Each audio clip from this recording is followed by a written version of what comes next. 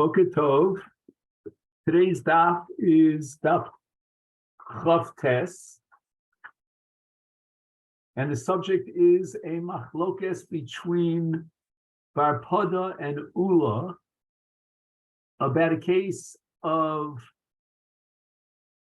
a hegdesh which was limited in time by the Magdish, and in order to remove the hegdesh and be mafkia the status as kodesh, is it sufficient that the time passed by as he stipulated it in his hegdesh, or does he need a pidyon? And Ula was of the opinion that if he has a time limitation within his Maisa Hegdesh and the expiration date has already passed, there's no need for pidyon. And Rav Hamnun on the top of Daf Chav Tes, as we saw yesterday, asks the following question: Kedusha bahen lahechan holcha. How could it be that after that expiration date passed, for example, he says Ktzios elu kodesh hegdesh ad sheyiktitzu. Netios elu, these saplings should be kodesh until ktsitza. And Ula says kevin sheniktitzu shuv ein podim. You don't need a pidyon, because with the ktsitza, you've passed your termination date, expiration date, and the hegdesh is pakad. There's no need for pidyon. So the question of Rav Hamnun's objection here is, well, how does the kedusha just fly away? It's already inherent in the object. Uma ilu amar lisha yomat ishti ulamachar yad ishti minafka get. If a man is makadish and isha for today, and he says tomorrow you won't be my wife, doesn't she need a get? Once the din of kedushin, and kedushin is miloshen hegdesh, is chal in the isha, and the isha now is essential to her very being, her very identity, her very goof, then without a kabbalas get, you can't be mafkia the kedushin can't be paka bichdi, it can't just fly away, she needs a get. And therefore the same thing should apply if he makes it tonight b'shasa hegdesh. Just like in kedushin where he says lemachar a'iyat ishti, here too in hegdesh he says after ktsitza won't be kodesh, the hegdesh status will continue. He needs a maisa to be mafkia the hegdesh. Just like in the case of an isha, to be mafkia the isha, to be matel l'shuk, he needs to do a maisa gerushin. Amalei Rava, so Rava turns to Rav Hamnun in defense of Ula. Nika medames, you have no analogy here. You're quoting a case of kedushin, and Ula is talking about what's called kedushas damim. Nika medames kedushas damim kedushas guf. How can you make this equation?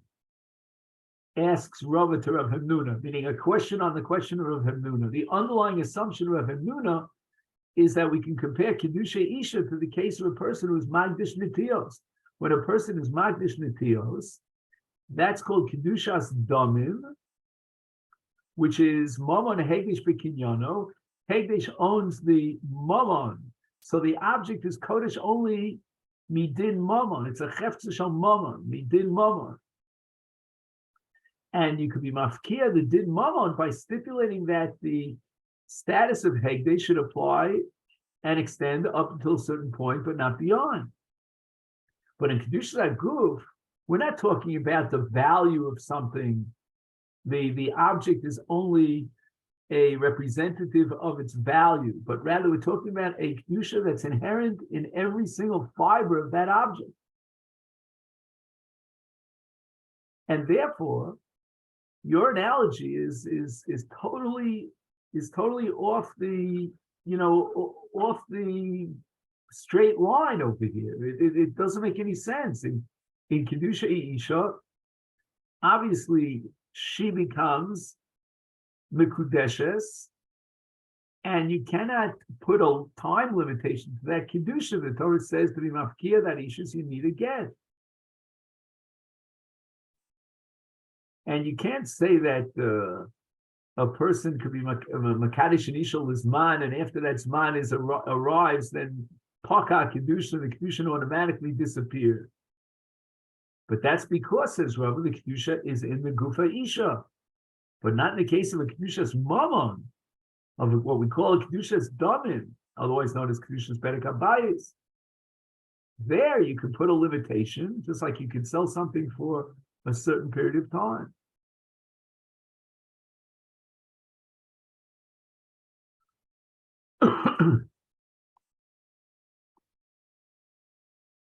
Kedusha's damim, but in the other case of kedusha's damim, paka b'chdi, there's no need for a maisa pigeon.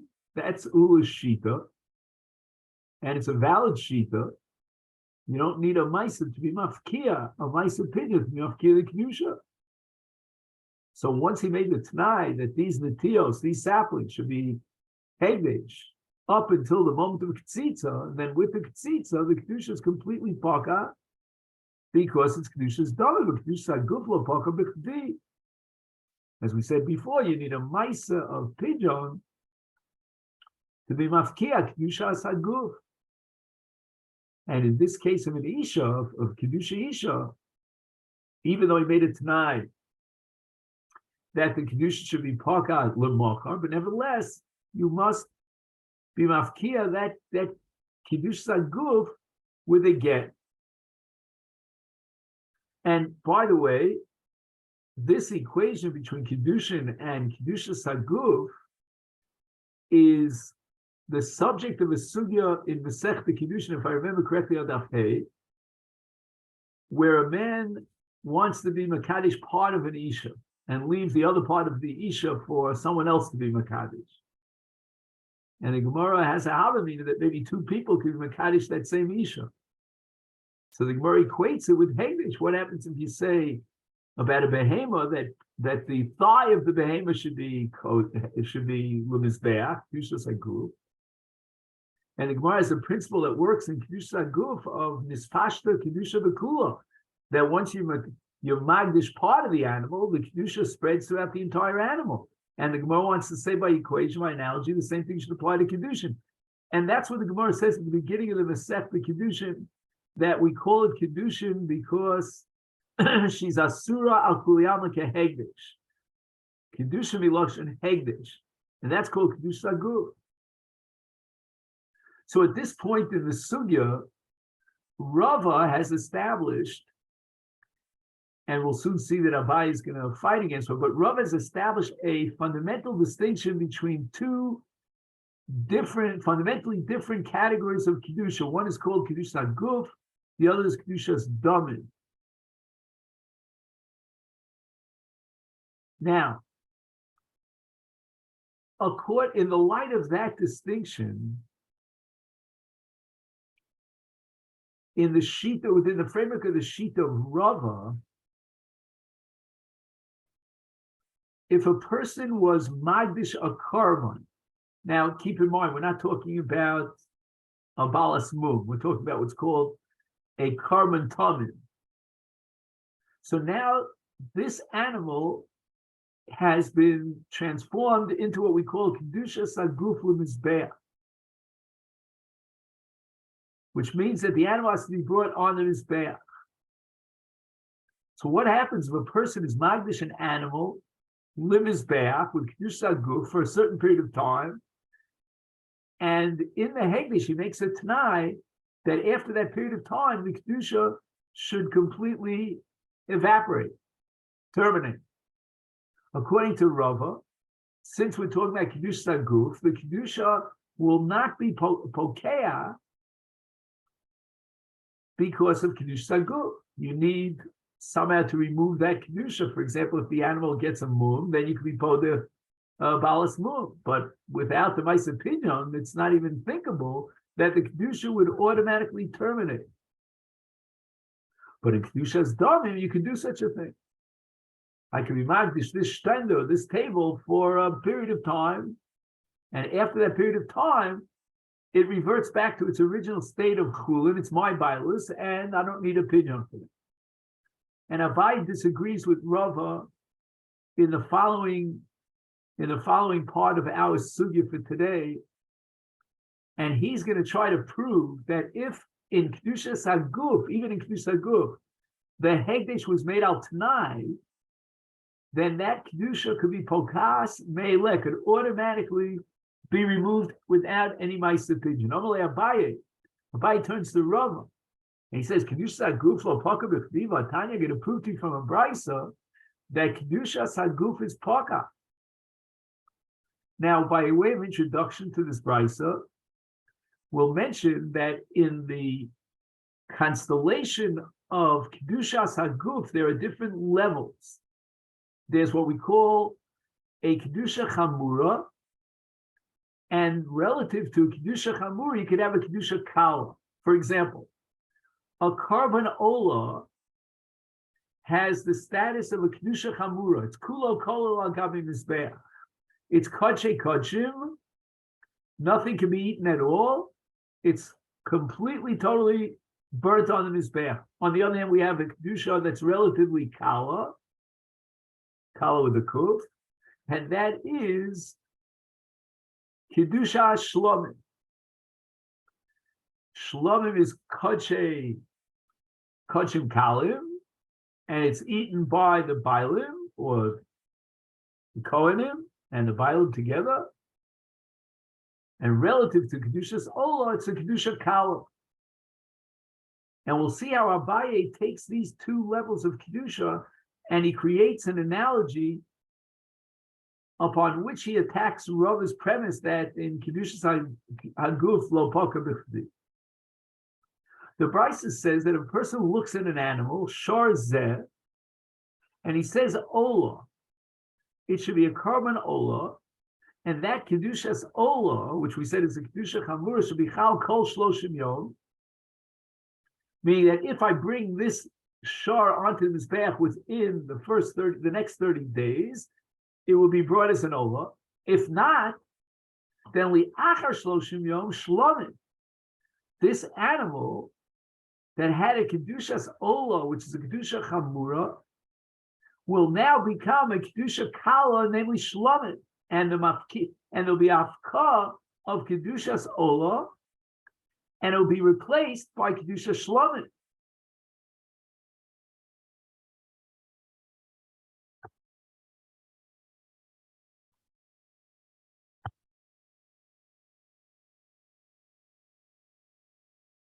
Now, there's another point here that I want to emphasize that sets up Ola relative to Shlomim as a Kedusha Chamura. And that is the law of Me'ilah. In Ola, immediately after he's magdish the animal is still alive, there's Me'ilah. However, in Shlomim, there's no Me'ilah. Only after the animal was shechted and the dam was thrown onto the Mizbeach Zrikas Hadam, then we have a din of Me'ilah Be'imurim.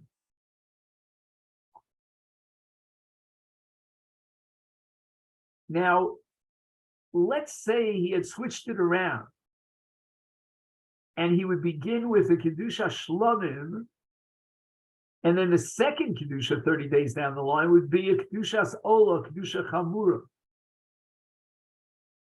That would also be a Chiddush, that after Shloshim Yom, the Kedushas Ola could be Chal, and the Kedusha Shlomim would be Poka. You can't take a Karban Shlomim and be Makdish as an Ola. So that means that the only way his Kedushas, his Hekdesh of Ola could be Chal 30 days down the line would be if you say that the Kedushas Karban Shlom was Paka. Because unless you vacate the space for the Ola to be Chal, you cannot be Magdish and Ola if it's a Shlomim. It's already a Kedusha Shlomim. But the Gemara, Abaye wants to dramatize it, and it's almost like a Kal V'chomer. There's a bigger Chiddush here. In the case where he started with the Kedushas Ha'ola, which means the Kedusha Chamura, and then he replaced it 30 days down the line with the Kedusha Kala of Shlomim. And the Brisa Paskins called Shloshim Yom Ola, and Liachar Shloshim Yom Shlomim. Amai. How could it be that the Kedusha Shlomim will replace the Kedushas Ola unless first you mafkia the Kedushas Ola? He didn't do any Maisa here. He didn't do any Pigeon. Says Abaye, you can prove from this brisa that Kedushas Aguf Ninu Pakar Lichdi, that even in a Kedushas Aguf, like the Hekdesh of the Shar that is royal in his back, it's Kedushas Aguf, and nevertheless Pakar Lichdi, after the 30-day period, the Kedushas Aguf of Ola terminates without any Maisa Pigeon and is replaced now by the Kedusha Shlomim. Later on in the sugya, this is going to be on the bottom of Chafes and Beis, the Gemara is going to focus on another dimension of this sugya. How could he say from the get-go that after Shloshim Yom this will be Shlomim? Right now it's Ola. Can you set up a Hegdesh that'll be Chal, that the Maisa Hegdesh is now, and yet it'll be Chal later, when now it's impossible for the Maisa Hegdesh to be Chal?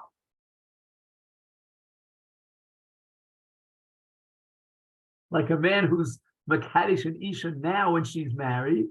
I'm sorry.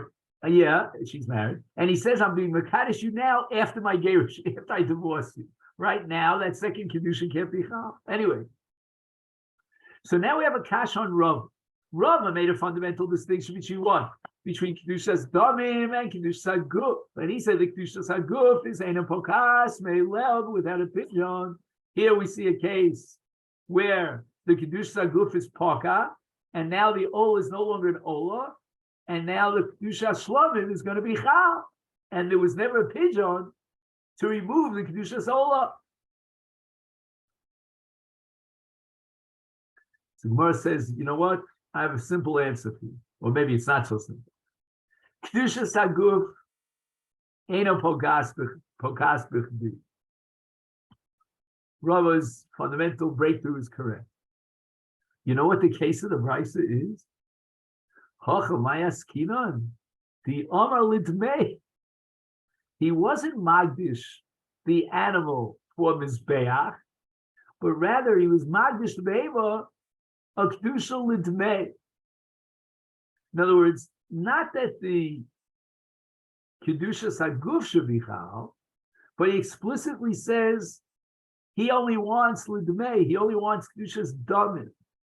A shar is no different than a shtender or a table or any other, or damim or mos or whatever he wants to be magdish as kedushas damim. A shar could also be kedushas damim, and it means that he's giving over this behema not necessarily for a korban, but rather its damim should be designated as a korban, but it itself is kedushas damim, not kedushas mizbeach. Now the Ran adds another point over here, which needs a lot of work. I'm just mentioning it. I don't think it's within the context of our shir, but he says that this shar in the Brisa, according to Rava, was a Baal Mum. And that's why it's Kodesh Kedushas Damim. It was a Baal Mum. Had it been a korban tamim, a tamim, in other words, not a Baal Mum, but a tam, then there would be a chalos Kedushas Haguf lemizbeach automatically. Now, I don't understand how this works. And for this, you really have to learn sugyas and shvuas in Masechet Erchin, in Masechet Menachem. I mean, you really have to know. You have to know your beams for this. But in any event, getting back to our sugya, the reason why the kedusha of Ola is paka after Shloshim Yom is because he was magdashit l'dmei, only for kedusha's damin, and that's Rav Shita that kedusha's damin could be terminated if he puts in a time limitation after that expiration date is arrived. But Kedusha Guf ain't a pokas, you need a pigeon. If you're telling me, Robert, that Kedushas Haguf ain't a pokas, And you're telling me that the Bryce is talking about a case of Charlotte May, and the only reason the Kedusha is Pakas after the 30-day period, the Ola Kedusha Ola is Pakas, is because he was Magdishit Kedushas Damim, but Kedushas Aguf would not be Pakas. Is Amos Sefer? Let's read the Sefer the Bryce. The man declared that this shar li'achar shloshim yom ola u'me'achshav shlomim. In 30 days, it will become an ola. Now it's a carbon shlomim.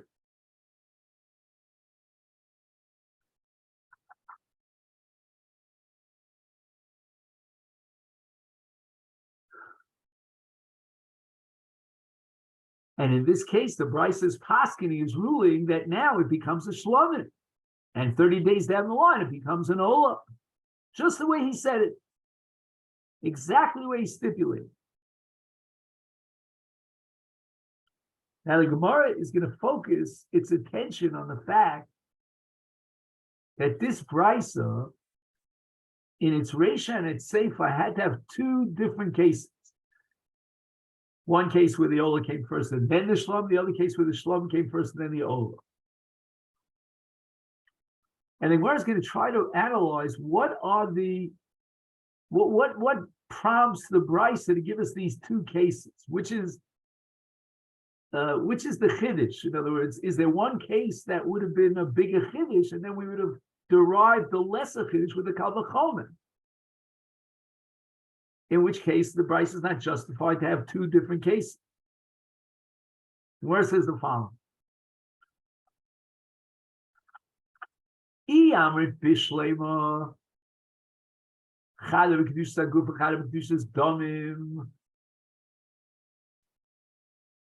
Rava has his back against the wall.